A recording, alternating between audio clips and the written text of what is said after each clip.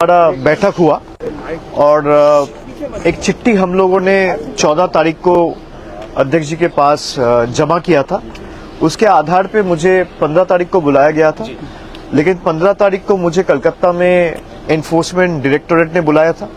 पूरा दिन सुबह 11 बजे से लेकर रात को 11 बजे तक मुझे इंटरोगेट किया गया, 11-12 घंटा। मैं जब घर लौटा उसके बाद मेल चेक करके मुझे पता चला कि अध्यक्ष जी का सूचना आए उनसे मिलने के लिए 4 बजे। उस दिन तो मिल नहीं पाया, लेकिन मैं स्पीकर ऑफिस को कम्युनिकेट किया कि हम लोग जल्द से जल्द उनसे मिलना चाह रहे हैं। उसी के आधार पर 2 दिन पहले हमारे पास एक कम्युनिकेशन पहुंची और आज 5 बजे का समय दिया गया था। उसी टाइम पे मेरे साथ मैं यहाँ पे सौगतदा है, कल्याण बनर्जी है, महुआ मोइत्रो है, डेरेक ओब्रायन है। हम 4-5 लोग, डेरेक ओब्रायन राज्यसभा मेंबर है, वो पार्लियामेंट में थे, लेकिन हम 4 लोकसभा के मेंबर्स स्पीकर साहब से मिलने गए।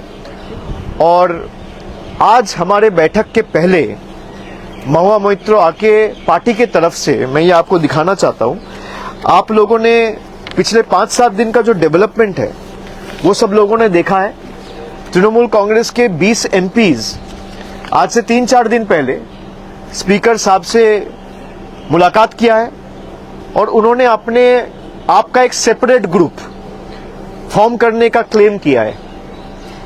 20 एमपीज का जो मैं मीडिया में देखा हूं या न्यूज पब्लिकेशंस में पढ़ा हूं, उसके हिसाब से 20 लोग जाके मिलके उनके पास ये दावा रखा है कि हमको अलग ग्रुप के हिसाब से ट्रीट किया जाए। फिर मिलने के 2-3 घंटा बाद हमें कहीं से पता चलता है कि उनमें से कहीं लोग 2-4 एमपीज ये क्लेम किया है कि वो एक अलग पॉलिटिकल पार्टी ज्वाइन किया है, जिस पॉलिटिकल पार्टी का नाम है national citizens party of India, जिसके बारे में किसी को पता नहीं था। ना आप कभी सुने हैं, ना वो खुद कभी सुना है, ना मैं कभी सुना हूं। हम में जितने लोग आज यहाँ पे मौजूद है, किसी को उस पार्टी के बारे में कुछ पता ही नहीं है। और उन्होंने ये क्लेम किया कि हम उस पार्टी के साथ मर्ज हो गए। 4-5 सांसद, मैं जितना उनका बात सुना हूं, उसके हिसाब से हम संविधान के 10th शेड्यूल में जो प्रावधान है, मैं उसी प्रावधान के हिसाब से आज अध्यक्ष जी से मिलने आया था। और वहां पे साफ साफ लिखा हुआ है, जो डिस्क्वालिफिकेशन या ग्राउंड ऑफ डिफेक्शन है, कि आप अगर यहां पे 10th शेड्यूल में 2A में आप अगर देखेंगे, साफ लिखा हुआ है कि मैं वॉलंटरीली अगर पार्टी का मेंबरशिप छोड़ता हूं तो that is one of the grounds for my disqualification from the house. अगर आप किसी और पॉलिटिकल पार्टी में शामिल हुए हो, इसका मतलब आप तृणमूल का मेंबरशिप छोड़े हो। भाई एक साथ तो आप नौकरी करता है पत्रकार का, एक साथ 2 हाउस पे तो नौकरी नहीं कर सकते, कहीं एक जगह करना पड़ेगा।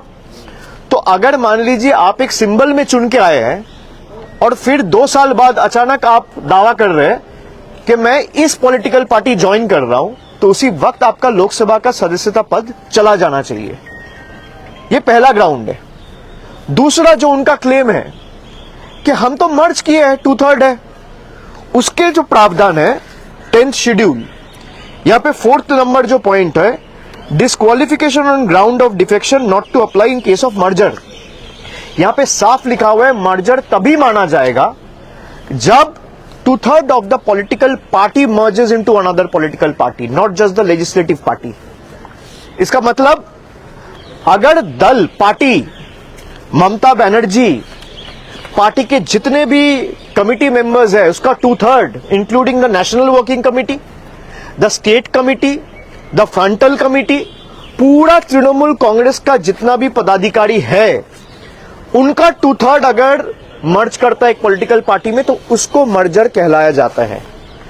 अगर 2/3 एमपीज चला जाता है तो that will again lead for their disqualification.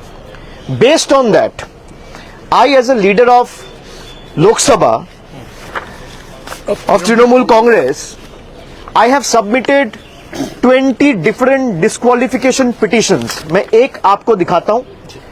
ऐसे 20 डिस्क्वालिफिकेशन पिटिशंस, मुझे नहीं लगता इंडिविजुअल डिस्क्वालिफिकेशन पिटिशंस पिछले कई साल में सदन में किसी ने फाइल किया है। कुछ कलेक्टिवली फाइल हुआ है। 20 सांसद के खिलाफ डिस्क्वालिफिकेशन पिटिशंस आज अध्यक्ष जी के पास हम लोग जमा दिया है। कि अगर आप सदस्यता पद छोड़ के कहीं और जाते हो, जो आप में से कई लोग मीडिया में बोला है, और ये मर्जर इनवैलिड है, both are enough to disqualify you from your membership in the house. और हमारे पक्ष से हम चारों ये मांग रखे हैं कि ही इज द एडजुडिकेटर, इसका एडजुडिकेशन सारे प्रावधान के हिसाब से जल्द सुप्रीम कोर्ट का भी एक आदेश है जहां पे 3 महीने के अंदर कोई भी मामला या फैसला लेने के लिए स्पीकर को बोला गया है कि 3 महीने के अंदर या 4 महीने के अंदर वो करना पड़ेगा। तो हम लोग ने सारा केस लॉज के जितने भी हमारे पास सुप्रीम कोर्ट के जजमेंट्स थे वो कल्याणदा भी लेके आए थे, और मैं भी अलग से 6-7 जजमेंट उनके सामने उनका टेबल में आज प्लेस किया हूं। जितने भी 10th शेड्यूल लेके जजमेंट है सब इनके खिलाफ है। जो ये सेपरेट ग्रुप वाली ये ग्रुप क्लेम कर रहा है कि हमारे सिटिंग अरेंजमेंट अलग हो, हमारे लिए चीजें अलग हो, हमको अलग ट्रीट किया जाए, हमारे में से किसी को लोकसभा लीडर चुना जाए, हमारे में से किसी को चीफ व्हिप चुना जाए, हमारे में से किसी को डिप्टी लीडर चुना जाए, ये हो ही नहीं सकता। सबसे पहले आप डिस्क्वालीफाई होंगे। अगर इनमें थोड़ा भी इंटीग्रिटी है तो अपना पद छोड़ दे, पद छोड़ के लोकतांत्रिक तरीके से, भाई आपको तृणमूल से दिक्कत है, जो सांसद तृणमूल छोड़ के अभी एनसीपीआई में गया है वो तो यही कह रहा है कि हम पार्टी से खुश नहीं है, भाई तो अपना पद छोड़ दीजिए, कोई मना नहीं है, कोई रोक के नहीं रखा है। अगर आप सच्ची में पॉलिटिक्स में इंटीग्रिटी में विश्वास रखते हो, ऑनेस्टी में विश्वास रखते हो, तो कौन मना कर रहे हैं? आप छोड़ दीजिए, चुनाव होगा, आप बीजेपी का टिकट में, एनसीपीआई का टिकट में, कांग्रेस का टिकट में, तृणमूल का टिकट में या सीपीएम का टिकट में लड़ा जाएगा। सब पार्टी के उम्मीदवार लड़ेंगे, जनता फैसला लेगा कौन जीतेगा कौन हारेगा। आप वैकेट कर दीजिए अपना सीट। ये सबके साथ ये 20 लोग जिस तरीके से बेईमानी करके ये संविधान को एकदम डिसोबे करके, डिसरिस्पेक्ट करके, 10th शेड्यूल का धजिया उड़ा के, जिस तरीके से लोगों के मैंडेट के साथ खिलवाड़ करके उन्होंने अपना जमीर, अपना सम्मान और अपना ईमान बेचा है, बंगाल के जनता इनको कभी माफ नहीं करेंगे। इनके पास कई लोगों को अभी सेंट्रल सिक्योरिटी मिला है। जरा बोलिए, आप सेंट्रल सिक्योरिटी लेके अपने लोकसभा क्षेत्र में जाइए, कोई आदमी नहीं मिलेगा जो इनके साथ खड़े हैं।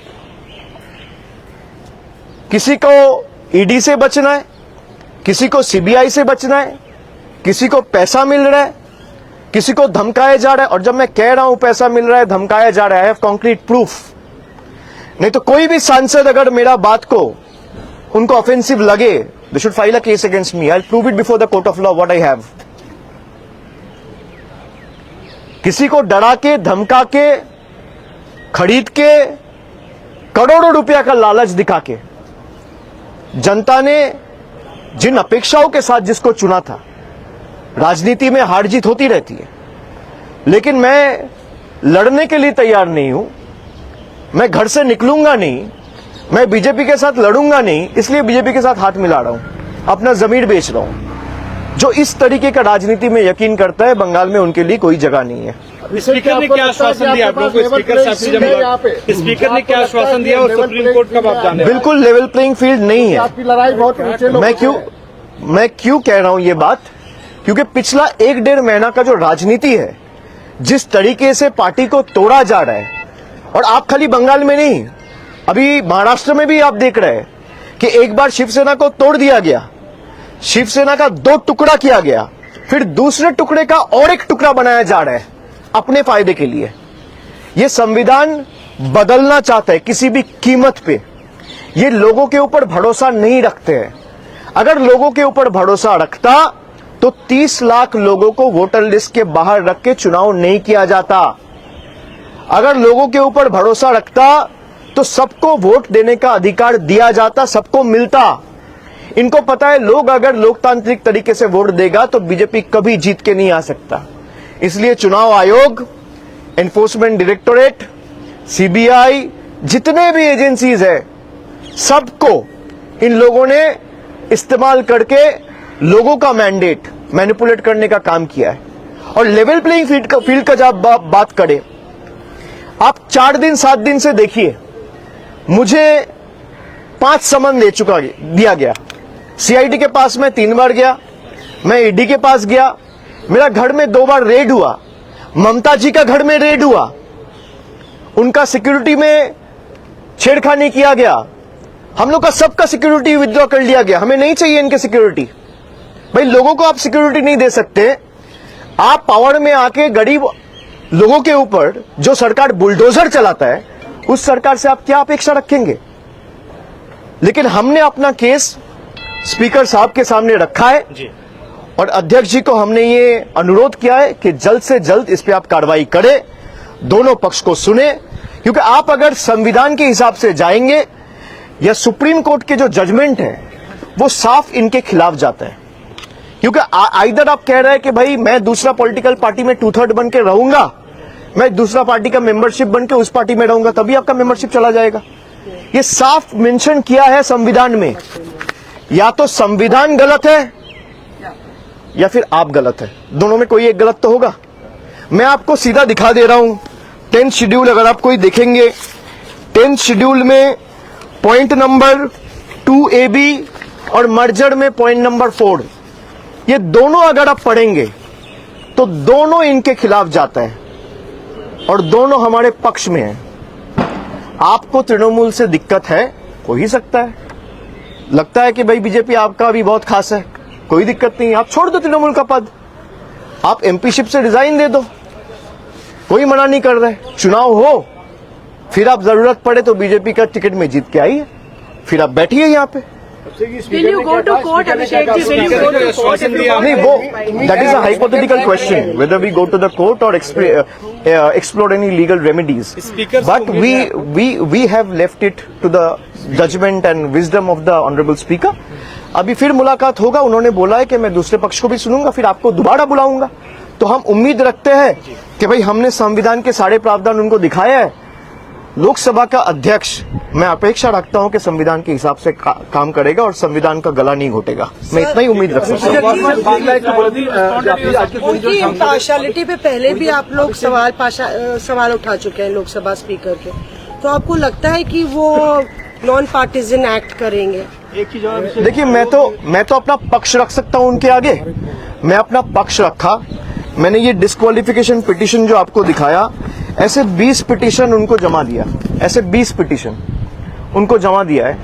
और इसमें सारे हमारे प्रेयर्स और इसमें सारे जजमेंट्स कोट करके एक एक पिटीशन 20-21 पेज का है।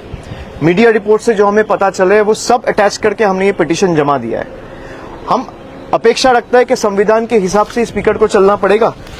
मैंने जैसे बोला, 500-600 पन्ने दिए आपने। Lok Sabha speaker is the custodian of the house, the speaker, the government of the day, everyone has to ensure that every citizen, especially the elected representatives, works and operates remaining within the ambit of law. Abhishek ji, संविधान में जो प्रावधान है उसे हिसाब से आपको चलना पड़ेगा। अभिषेक जी, अब बाकी लोग देखेंगे। अभिषेक जी, जो ये 20 MPs हैं, ये कह रहे हैं हम रियल टीएमसी हैं। जी, and I have signed the petition myself. As a leader of Trinamool in Lok Sabha, I have signed and moved those disqualification petitions and submitted before the Honorable Speaker today itself. वो 20 petition अलग से जमा दे चुका हूँ। लेकिन ये claim कर रहे हैं टीएमसी के कि जो MPs हैं कि हम रियल टीएमसी हैं, वो रियल नहीं है, हमारे पास मेजोरिटी है, वी आर रियल टीएमसी। आपका क्या कहना है इस पे? क्योंकि असली नकली को लेकर बहुत सारी चर्चा हो रही है। नहीं, मैं कुछ कह सकता हूँ वो गलत हो सकता है जी, वो कुछ कह सकते हैं वो सही हो सकता है, गलत हो सकता है। ये गलत नहीं होगा, ये गलत नहीं होगा। यहाँ पे लिखा है भाई मर्ज तभी होगा जब 2/3 पॉलिटिकल पार्टी मर्ज होगा। 2/3 पॉलिटिकल पार्टी मर्ज कहाँ हुआ? 20 MP गया है ना, 20 MP गया है। अब किस लिए गया है, क्यों गया है, वो वही बता सकते हैं। सुनिए ये संख्या का बात नहीं है, 20 और 21 ये संख्या का बात नहीं है, बात है पॉलिटिकल पार्टी का, बात नहीं है लेजिस्लेचर पार्टी का। पॉलिटिकल पार्टी जब मार्च करेंगे तब मार्च होगा, उसमें 20 कहाँ चला जाएगा नहीं चलाएगा उसमें कुछ नहीं है, पहले पॉलिटिकल पार्टी को मार्च करना। 25 भी जाएगा तो भी मर्जर नहीं है, आप ये समझिए। দলীয় সাংসদদের যারা ট্যাগ করেছেন এনসিপিআইতে গিয়েছেন তাদের বিরুদ্ধে একটা পিটিশন ফাইল করলেন। হ্যাঁ, আমি আজকে এসেছিলাম, আপনারা জানেন 15 তারিখ আমাকে একটা চিঠি দেওয়া হয়েছিল। আমাকে যেহেতু এনফোর্সমেন্ট ডিরেক্টরেট কলকাতায় তলব করেছিল, আমি উপস্থিত হতে পারিনি। পরে আমি বাড়িতে গিয়ে মেল পেয়েছি এবং তারপর স্পিকারের অফিসের সাথে আমার কথা হয়। আমি অনুরোধ করেছিলাম আমাকে একদিন দুদিন আগে জানালে আমি নিজে সশরীরে উপস্থিত থাকবো। আমি পরশু দিন ওনার অফিস থেকে মেল পেয়েছি, আমি আজকে এসেছি এবং বিস্তারিত প্রায় 1 ঘন্টা আমাদের কথা হয়েছে। আমি লোকসভার তৃণমূলের দলনেতা হিসেবে পৃথকভাবে 20টা ডিসকোয়ালিফিকেশন পিটিশন আজকে মুভ করেছি। যারা যারা তৃণমূল কংগ্রেসের প্রতীক চিহ্নে নির্বাচিত হয়ে এনসিপিআই নামে একটা দল, যার কথা কোনোদিন আজ পর্যন্ত কেউ শোনেনি, সেই দলে যারা নাম লিখিয়েছে বিজেপির থেকে অর্থের বিনিময়ে এবং নিজেদের পিঠ বাঁচানোর কারণে, তাদের প্রত্যেকের বিরুদ্ধে আমরা ডিসকোয়ালিফিকেশন পিটিশন মুভ করেছি। আমার সাথে আজকে সম্মানীয় সৌগত রায়, কল্যাণ বন্দ্যোপাধ্যায়, মহুয়া মৈত্র ছিল। আমরা 4 জন স্পিকারের সাথে দেখা করেছি এবং আমরা আমাদের কেস খুব স্পষ্টভাবে রেখেছি। সংবিধানে যে ধারাগুলো রয়েছে, বিশেষ করে 10 শিডিউলে পয়েন্ট নাম্বার 2A আর পয়েন্ট নাম্বার 4, সেখানে স্পষ্টত লেখা রয়েছে যে আমি যদি অন্য কোনো রাজনৈতিক দলে যাই বা ভলেন্টারিলি পার্টির আমি মেম্বারশিপ গিভ আপ করি, তাহলে আমার ডিসকোয়ালিফিকেশন হতে বাধ্য। তো আমি যদি তৃণমূল ছেড়ে এনসিপিআই চলে যাই, যেটা তারা দাবি করছে, তার মানে তারা তৃণমূলের সদস্য আর নয়। তাহলে তৃণমূলের সদস্য পদ যদি চলে যায় এমনি ডিসকোয়ালিফিকেশন হবে। আর দ্বিতীয়, তারা যখন আত্মপক্ষ সমর্থনের কথা বলছে তখন বলছে আমরা 2/3, সুতরাং আমাদের মার্জার হবে। এখানে 2/3 কি? 28 জন বা 29 জনের মধ্যে যদি 28 জন 29 জনও চলে যায় তাহলেও সেটা মার্জার নয়, যতক্ষণ না 2/3 of the political party decides two merge. দুটোই সংবিধানে লেখা রয়েছে। এবার কে সংবিধানের পক্ষে আর কে সংবিধানের বিরুদ্ধে, সেটা মাননীয় অধ্যক্ষ প্রমাণ করবে। সংবিধানে লেখা ডিসাইড করবেন। সংবিধানে যে লেখাগুলো রয়েছে, আমরা স্পষ্টত 10 শিডিউলের যে পয়েন্ট এবং এই 10 শিডিউলের এই পয়েন্ট নিয়ে যে একাধিক সুপ্রিম কোর্টের জাজমেন্ট রয়েছে, সেটা আমরা আজকে স্পিকারের কাছে উপস্থাপিত করেছি এবং তিনি এগুলো বিস্তারিত দেখেছেন। তিনি আমাদের আশ্বস্ত করেছেন যে আবার তিনি খুব শীঘ্রই আমাদেরকে ডাকবেন এবং আমাদের কথা তিনি ধৈর্যের সাথে শুনেছেন। আমরা আমাদের কথা রেখেছি, আমরা বলেছি এদেরকে ডিসকোয়ালিফাই করতে হবে। এবং যে সেপারেট ব্লকের কথা বলা হচ্ছে, সেপারেট ব্লক বলে কিছু হয় না। 91st অ্যামেন্ডমেন্টে খুব সম্ভবত 2003 সালে এই সেপারেট ব্লকই উঠে গেছিল। সেপারেট ব্লক বলে, সেপারেট গ্রুপ বলে কিছু হয় না। তারা যে আলাদাভাবে পৃথকভাবে চিঠি দিয়ে বলেছে আমাদের আলাদা দলনেতা, যেটুকু আমরা সংবাদ মাধ্যমে দেখেছি, আলাদা চিফ হুইপ, আলাদা ডেপুটি লিডার, এসব হয় না। তারা সংবিধানটা পড়ুক।